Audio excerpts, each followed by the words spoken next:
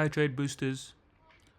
These zones, as you see here, these might just be the most strongest zones that I've seen on any forex pair.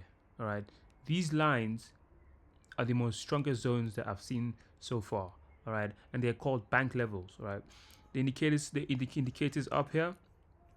Install them on your chart, and they work well with our Hasi indicator. All right, I'll show you exactly how it works, and yeah, you can try it.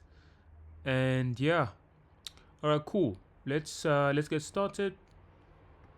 First and foremost, there's just two things, right? Two things you need to take notes of. There's two things you need to take notes of. Whenever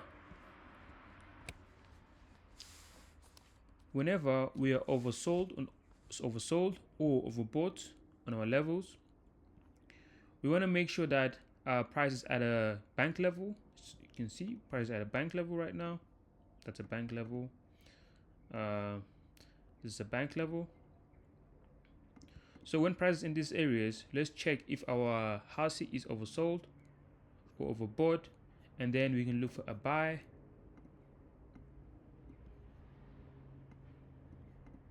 Or a sell signal, and it works all the time. Look at this example as well. This was a sell opportunity.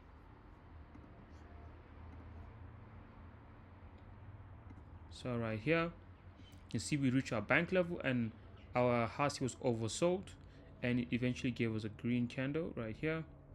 That was a nice sell. You can see we had a nice 1 to 4.